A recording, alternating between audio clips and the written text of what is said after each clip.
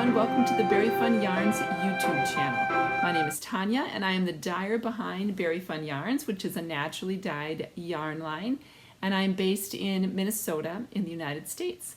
So if you're new to the channel, thank you so much for coming to check us out, and if you are returning, thank you so much for coming back. So today I'm coming to you with a bit of a different video. It's all going to be about Berry Fun Yarns, my naturally dyed yarn line, and it is not going to have, I take it back, there is one works in progress that I will be mentioning that has to do with some of the new things going on in the store and in the Berry Fun Yarns product line. But for the most part, I'm coming to you today to give you a little update on what's going on. It is the 6-year anniversary of Berry Fun Yarns. I can't believe I've been dyeing yarn for that many years, but it is in March here. And I've had some questions on my regular Berry Fun Adventures podcast about how I started dyeing naturally and that sort of thing. So I thought I would start with just a really, really brief history of how I began dyeing yarn naturally. So my family and I run a fruit farm. It is called Firefly Berries, and it is in southeast Minnesota. When we bought the farm back in 2010, our focus was on growing strawberries, raspberries, and grapes. Since then, we've stopped growing raspberries in large quantities, but we do still have some raspberries and blackberries and things like that. But mostly, we grow strawberries and grapes. Well, back in 2016, I believe, 2016, I attended my very first Zombie Knitpocalypse retreat, which is a really awesome knitting retreat that happens here in Rochester every June with Amy and Megan of the Stockinette Zombies. And I do believe that there are still spots available for that retreat this year, so I will link that below if you are interested. Well, anyway, at that retreat, there aren't like big name kind of teachers, but people who are attending, so retreat attendees who would like to offer to lead a class, and they're very casual, and one of the attendees led a class called Kool-Aid dyeing, and I took that class and I was very fascinated by it and how it all worked, and it got me thinking about dyeing with fruit. Well, I started dyeing with fruit so that summer. Okay, so one step back before I get 2 steps ahead. That summer in 2016 in July, I turned 40, and as the stars would align, I somehow managed to injure myself while I was out in the field without even realizing. And I dislocated some of my upper ribs in my close to my collarbone. And so I wasn't able to do field work for quite a few months, actually for the rest of 2016. And so I started to fiddle more with the natural dyeing. So I started first with grape juice and raspberry juice and some of those things, but I quickly learned that those are what we call fugitive dyes, which means that they do take the color beautifully and they look really nice, but they either wash out really fast, so they're not color fast, or they will not be light fast. And if I was going to venture into this natural yarn dyeing, I wanted to have yarn that was going to hold its color permanently, because it's a lot of work, and 2, it costs money to buy beautiful yarn. You don't want it to fade right away. So after that, I started to read a lot of books. I have a few books that I would recommend if you're interested in learning about natural dyeing, and I'll try to place those links below. But so I read some books, I checked out a lot of stuff at the library, I did some research of my own, and I started to learn more about dyeing with plants, so flowers, onion skins, avocado pits, roots. What else do I dye with? I can't quite think of everything now in my brain, but primarily what I dye with right now is flowers. Bark, I think I didn't say that. Bark is another thing that I do dye with. So I started to do research and I started to experiment a lot. I started to get my formula together. So the thing about natural dyeing is that there are a lot of like sort of recipes, but they differ. So when you dye naturally, it's a living plant that you're dyeing with. So the weather conditions affect how much color is in the plant. If it's a really dry year, the color is much more concentrated in the plant than if it's a really wet year where there's a lot more water in the plant. So it becomes really tricky sometimes to repeat colorways and to get a consistent result, and that really frustrated me early on.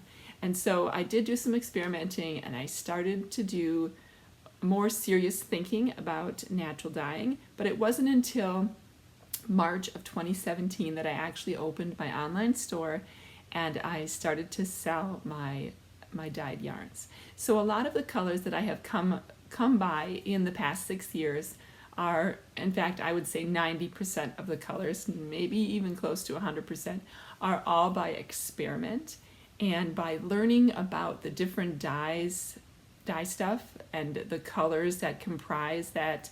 Say a dandelion, it gives you a yellowy green color, but that's different than the yellowy color I get from a goldenrod.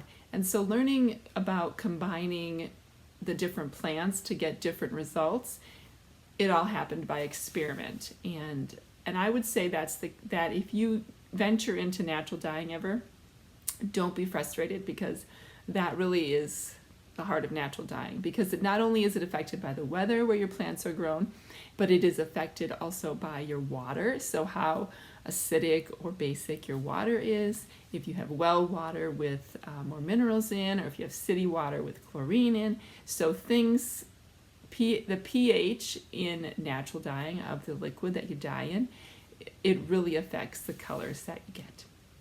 So that is the very shortened version about my natural dyeing adventure, how I came to do what I'm doing. But a lot has happened in the last 6 years, and I have learned a lot from all of the different dyeing techniques and things I've watched or videos or things I've read.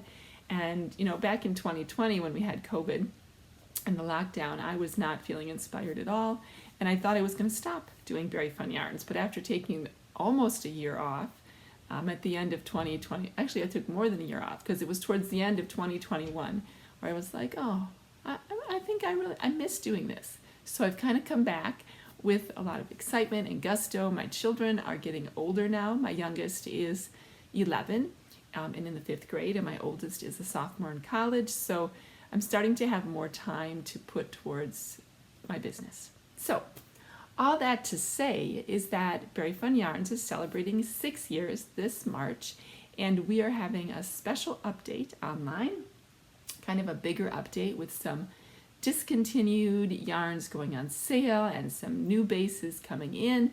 And so I'm going to share those with you now. So first of all, let me tell you what is going to be going away. So when I say discontinued yarns, I just mean, it's not that I won't ever carry these bases again, but there are so many new and exciting and different bases that are coming out from the mill where I get my yarn and the companies that I work with, that it's hard to carry everything. So what I'm doing is I'm letting go of a few bases that maybe aren't as popular. In place, I'm going to bring in some new things. So the first base that is going to go away for a little while is it's called Zebra Worsted. And if you're shopping online, you'll be able to find this under, I think it's going to be under sale yarns, because all of these discontinued yarns will be discounted. And when they're gone, they're gone. And that is all that I will have available for them. So this is, let me pull these. I have these all tucked in here, so I can pull them all at once. Ooh, and then I'll show you them one by one. But this is the Zebra Worsted colorway, Zebra Worsted base. And it is a 100% Peruvian Highland wool. And it is non-superwash. It is a little bit more of a rustic wool compared to, like, say, Merino or something like that. However, it is still very soft. I think I would still be able to wear this next to skin myself in like a sweater. So let me show you some colors. So we have a couple of different greens and blues. Some of these I have labeled already and some of them I have not. So here's a couple different ones. This lighter one, I don't even have it labeled yet, but I believe this is Blue Raspberry. I don't even know if, this one I'm going to call Jungle. And this one is Rainforest. So you can see there are different varieties. This one is blue. Oh, I've got two more in the blue family, so we'll bring those in. This darker one is called Overalls, and that's a really nice, rich one. So if you're looking at this and you're a little confused and you see the black going through it, if you've never seen this sort of yarn before, quite a few hand dyers do dye this base. But what it is, you will see the black that's woven in. That is the natural color of some of the sheep. They're black, and because it is a little bit harder, I think, for sheep farmers to kind of, what's the word I'm looking for, to sell their black yarn, because people, obviously you wouldn't dye this rich black color on its own. So they have woven it, or not, yeah, woven, spun it in a fun sort of random way. And so then when you knit it or crochet it, you get these pops of black mixed in with the color. So that black yarn doesn't take the dye, it just stays as it is. So that is super beautiful. Let's see what I can show you here. So this is one that I just dyed. I think I'm going to call it Periwinkle, but it has a blue under dye to it, and you can see the blue in places a little bit more, but it is purple, purpley bluish gray. Here's a strong purple. I find that the colors show up best when I show them next to each other on here. So you can see it's a little lighter, a little more blue than the purple, but not as dark as this one. So there's a couple colors there, and then I have a couple more in the pink, red, and orange family, and the yellow. I guess I don't have any true reds going on, but these, we've got Pinky Promise on the far end. I think this one is going to be called Peaches, or something with peaches. I haven't finished all of my labeling yet. This is a new one. And then we have a really sunshiny yellow, and then the one in the end, I think I call Marigold. It is not a bright like marigold color, but I called it marigold because it was dyed with marigolds. So those are those. And all of these skeins will be on sale for $20 in the sale section. And it is 218 yards, 100 grams, if that is important for you to know, but a pretty solid worsted weight yarn. And then the other option you will have with these, I used to create kits separately with my Peruvian worsted with a pom-pom to make a hat. And the pom-poms are handmade by Jennifer of North Star Stitches, who is a small business owner up in northern Minnesota. And I used to, make the colors, but instead on the website it will be listed as a add-on. So if you purchase any of the zebra worsted, you can add on a pom-pom for $5 to make your own hat kit, basically. So yeah, that'll be on there. I don't sell the pom-poms separately because I am not a wholesaler of Jen's pom-poms, but more we collaborate together to make kits. So I don't want to devalue her product by selling it separately in my store. So it's only connected to when you buy a worsted zebra skein of yarn. Now, I will say I do have some other colors of her beautiful handmade pom-poms, which have a nice string on the bottom for you to tie in through the top of your hat. And if you are looking for a particular color of pom-pom to go with a skein of yarn that you purchase, be it an All-Star DK or one of my other worsted or Aran weight yarns that you're going to make, or even fingering, if you're going to make a fingering weight hat and you would like to do an add-on, just send me a message at berryfunyarns@gmail.com, and I will certainly work with you and we'll figure out a pom-pom that will work for you. But right now I don't have the other colors listed on my site. Okay, so that is zebra worsted. And the other product that I will be discontinuing is one that actually has not been around for very long in the Berry Fun Yarns store, but it is my embroidery thread. So I want to say it was probably 2 years ago, I got a suggestion that I should carry embroidery thread for like visible mending, for cross stitch, for embroidery, for making, you can also use these to make like, to make bracelets or any other kind of needlework. And the base is a 55% superwash Blueface Leicester wool and 45% silk. So it has a very nice shine from the silk, but you know, with the Blueface Leicester and the silk together, it's also quite durable. The spin on it, I should say not the spin, the twist on it is a little bit looser than say if you were going to get an embroidery thread somewhere else. But if you don't mind that, or if you're separating your threads, because I believe it is a 2-ply, then it won't really matter as far as the twist on it. But I do have several colors in the store. If I hold them by this, you can see them better. This is just a sampling of them. I think there's one that's a little bit darker, like a pinky red color as well. But these will all be going away. They will be for $5 in the discontinued section, and they will be discontinued just because they just aren't as popular as I would like them to be. And yeah, so they're just one of the products that will be taking a break for a little bit. Okay, so those are the 2 products that are going away for a short while. The new things, the exciting things that you probably were waiting for that are coming to the store. Of course, there's never enough time in the day for me to get all of the dyeing done and do all the photos and everything. So this is just a sampling of what will come in the new bases and products, but I wanted to get them out there, so if you wanted to try and get some yourself, you certainly could do that during the birthday celebration. So let's start first with, where did I put the oh, here, right behind me. I keep losing it.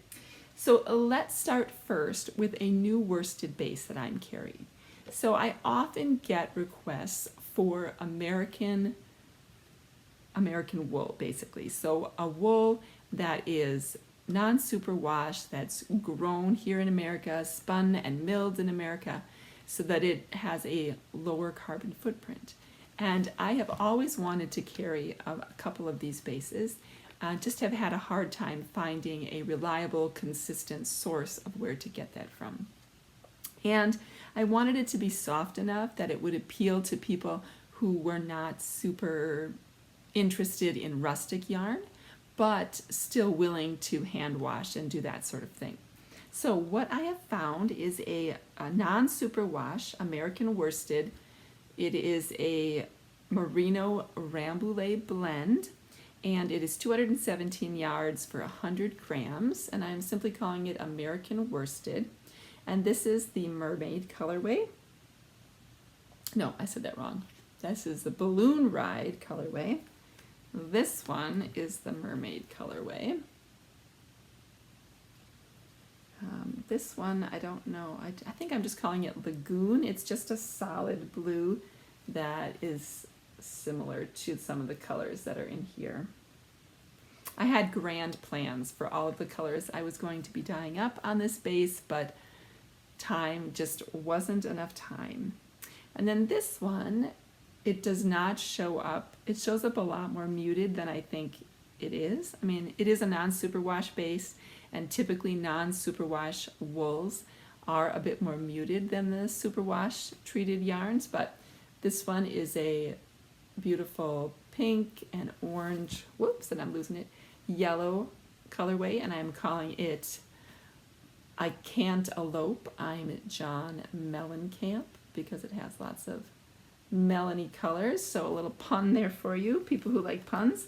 But yes, these American worsted, hopefully, if they are well received, I will be dyeing, for sure I'll be dyeing several more colors of these, but if they're well received, I will continue to carry them in the shop. And it is a, oops, sorry, I'm knocking things down. It is a very bouncy wool, so it is just very squishy. I think it is a 2-ply. No, it's not a 2-ply. It's a rounded multiple plies. I would have to go back and look to see how many plies it is, but it's a very rounded bouncy, squishy wool. So I haven't had a chance to knit something up yet myself, but I'm excited to try this out because I think it is going to it's very soft, and I think it's going to feel beautiful in a project, as well as coming through your hands while you're working with it. And the other yarn, I have a couple of different yarn bases that will be coming later in the year, but the other thing that I will be bringing to the store is something new that I'm calling mini sock sets. And these, I think, are really fun for those of you who like to knit socks, especially if you're one of the creators of socks that likes to knit them with a contrast cuff or toe or heel, because sometimes, you get a big 100-gram skein of yarn and then you get your mini skein to go with it and you have a ton of yarn left over, maybe like half a skein, like 40 to 50 grams. So I'm going to start putting these mini sock sets together with various colors, and they will be a 50-gram skein of yarn with a 20-gram contrasting mini. And what this allows me to do is to make the price point much lower. So these will sell for $20 for a sock set versus $27 for a full skein plus a mini $7 add-on, which is, what is that, $34. So you save considerably, and then you don't have as much yarn left over that you have to figure out what to do with. Now, some of us like to do scrappy projects, so that's not a big deal, but if you're not one of those people, you might enjoy these. So this is one set. Now this is a colorway, if you've listened to me before, some of you may recognize this one. It was a color experiment colorway that when I went to reskein it into these minis, I was like, this is so beautiful. I want a sweater in this, or actually I was thinking a summer t-shirt in this colorway. So I have not renamed it yet. This one will probably I might leave it as color experiment for these mini skein sets or these sock mini sets, but it will be coming back to the shop, at least in a very similar fashion. I think I wrote it down, or I actually could recreate it by looking at it. So look for these if you like this color, but this is one of the sets that there'll be in the shop. And then we have a smaller mini sock set in the Happy New Year colorway that came out at the first of the year with a yellow butter skein to go with it. And this is on Sparkle. It is the only one that I have on Sparkle right now. Then we have this is another spring. I was in the mood for some spring sets if you're in the mood to make shorty socks or spring socks. I will say 70 grams, if you are not familiar with how many grams you need to make a pair of socks, I have a size 11 US woman's foot, and I use about 70 grams. So I would probably, and that's for like a 7-inch leg. So quite a long leg. So I would use probably this whole set for a pair of socks for myself or for my children who all have very similar size feet to me. So, but this one is another very springy kind of color set that will be in the shop. And then I have two more. This one is Whale Watching and Poison Dart Frog. Nice combination. And then the last one is actually a Christmas set, and I'm going to show you, I knit up this one partway. It just was so beautiful together that I wanted to put it in the shop. And this is my one-of-a-kind Very Berry Christmas, which is a little bit lighter green. Now it's not showing up there, you can see a little bit more. It's a little more green, it's like a minty green, but it's not showing up, it's blowing out quite a bit. It's been really hard to photograph these yarns lately because it has been so cloudy and so dreary here. In fact, I'll take some video footage when I'm done here and show you what it's going. It's another big snowstorm happening out here right now. So let me show you what that Very Berry set looks like. Put these skeins over here. I actually have it in yes, this is the next new exciting thing to come. We are going to have Berry Fun Yarns project bags, and I'll tell you more about that in a second. But this bag, for size reference, is what I'm calling on the site an extra small project bag or a notions pouch. My mother, who is an excellent sewist, so her story is that she did not go to school to be a seamstress, but she learned like in high school back in the 70s, early 70s, and she just loves to sew. She has a natural gift for it. She had her own store for a while. She worked at a men's, like a suit store where she did tailoring and things like that. But then she also worked for quite a while making wedding dresses. So she designed them herself and then hand sew them. And now she is retired and no longer taking care of my grandmother. So she is now part of our team and making some beautiful project bags and notions. And this is also something she is working on. These are some little needle cozies that we will have in the shop. And if you've never seen these before, they have these two snaps so that you can just slide your needles in there and then they don't fall off when you have them in your bag. But in this little bag, I have one of those mini sock sets. You can see there's plenty of room for my 50 gram and my 20 gram. And then this is the colorway, the very, very one of a kind. And that's how it's knitting up. And so what I did here is I simply cast on with the accent color, the 20 gram mini, and then I started with my 50 gram mini. So because there's enough yarn in a 20 gram mini for you to do either a toe and a heel, or a toe and a cuff, or a heel and a cuff, to do two of the three, but not enough to do all three. So I like to put a pop of that color on the end just by casting on. You use just a really small amount, and then that color carries through in the cuff as well, but you don't need all that extra yarn. So it is very, I think it could be spring, or it could be Christmas, or it could be any time of the year kind of colorway.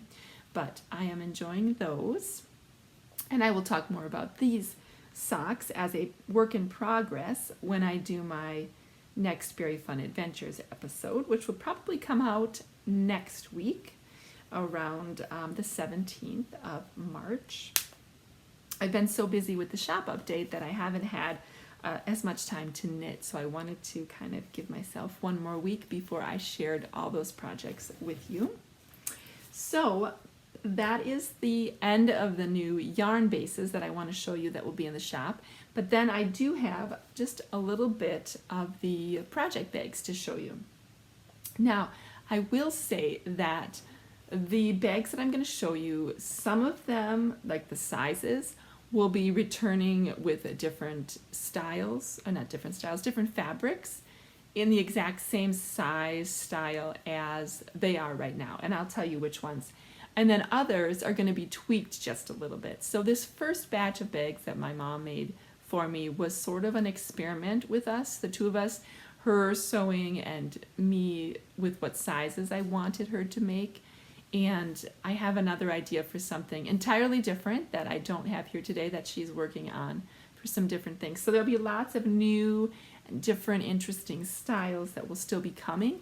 This is just a sampling of kind of like an experimental run that we were working on together. So one size that will be coming back exactly as it is this one. This is the medium, I'm calling it the medium zipper bag. And there's going to be a couple in the shop that have this coffee theme, brown, and these have a nice zipper on top. I haven't put it on yet, but they'll all have a Progress Keeper zipper pull. And then inside, she's got some brown fabric, and it's hard to see, but there's three little pockets that you can use to put your, one is big enough, you could even put your phone in it if you don't have a super huge phone. And then, I could put my glasses in one or my scissors. But this project, I would say, would be a 2 to 3 skein project that would hold enough space for you to keep your project in there. So a couple of those. There is a fun Easter egg one in that size with the purple fabric and eggs inside. You can kind of see. And all of these are made with a cotton fabric. And she was experimenting. This one has a little bit sturdier bottom on it. It's made with a little bit thicker lining, but for the most part, the lining is soft and sturdy, but it's not like stiff. I didn't really want to have stiff lining on the actual bag. I wanted it to stand up by itself, but also to feel soft and nice to the hand as well. So we have the Easter one, and then this bag is what we're calling the medium tote bag, and I really like this style. So this is just a tad bit bigger than this one. You can kind of see it's about the same width, but it is just a tad bit taller. And the fun thing about this is that it comes with pockets in the front, and you can hang, put it over your shoulder, kind of to take with you. I have 2 of these, so I don't have as many in the shop because some of the samples I took myself because 1, I loved them, and 2, I wanted to use them to see if there was something that I thought was missing that I wanted her to tweak. But inside here, you'll also see there are pockets. So it's nice and deep. Again, this one I would say is a 2 to 3 skein project. 3 skein easily, maybe even 4 skeins if you, I think you could fit 3 skeins across on the bottom. So depending on how poofy your skeins are, you could definitely fit those in. But that will be called the medium tote bag. And then we have some little tiny pouches. These are just notion pouches that will be in. This time I just have a couple that are like seasonally themed, but most of the time, got my tag on this one already, most of the time the fabric that you'll see with the project bags will be very similar to the kind of the feel of my natural dyeing business. So they'll be very nature themed, outdoorsy, kind of whimsical in that way.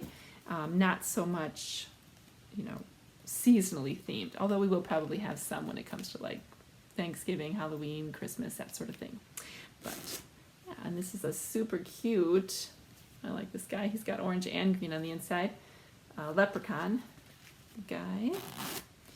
And then we have, so those are called Tiny Notions pouches online. And then these ones are called just Notion pouches. And we have a couple of these this time around. This is sort of a blue swirl color, blue in the middle.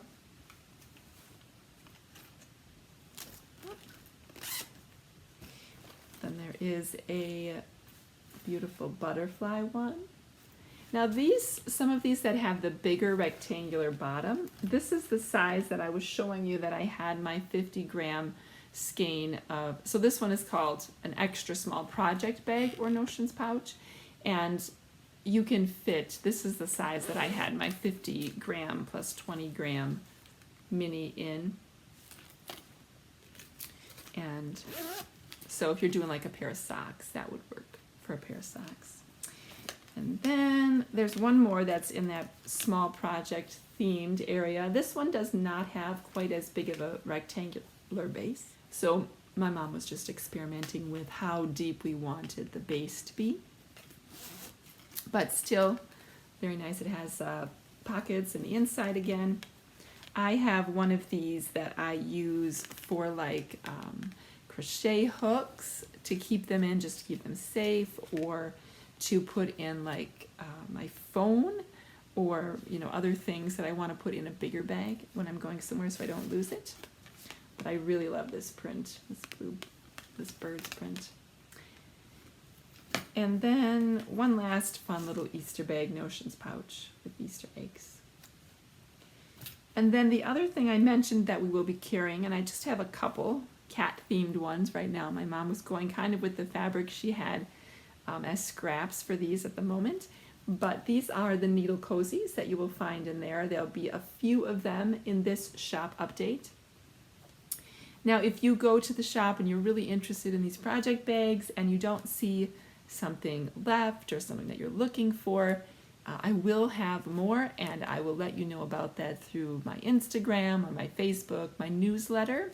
If you are not signed up for my newsletter, that is the best way to get up-to-date information about Very Fun Yarns, or also to just be on this channel here to subscribe on YouTube, because I will always share that with you either in a separate video like this or in a Very Fun Adventures podcast video. So be sure to do that, to subscribe or to sign up for the newsletter. And those of you who are on my newsletter list will be getting email from me, if you haven't already, very shortly, with a special coupon for the month of March for the birthday celebration. So feel free to go to the website and sign up. And if you sign up after, say, March 10th or 11th, when this update goes live, which actually I didn't say that, it will be going live on March 11th at 9 a.m. on the website. If you sign up after that, I will be checking those newsletter signups, and I will still send you a welcome to the newsletter, and here's your coupon code for the month of March. So it's not too late. If it's still March, you can still get in on that special birthday coupon. Okay, so that is way more yabbering than I had planned to do for you. I thought this was going to be a really short video, but there's so many exciting new things coming to the Very Fun Yarns shop. I really wanted to share them with you here on a video, because usually the lighting and the visual is way better for me at this time of the year when it's snowy and dreary out than a photo. So wherever you are, I hope you are well. If you have any questions about anything I shared today, please leave them below and I will get back to you as soon as I can. But otherwise, thank you so much for watching, and I will see you in the next video. Bye, everybody.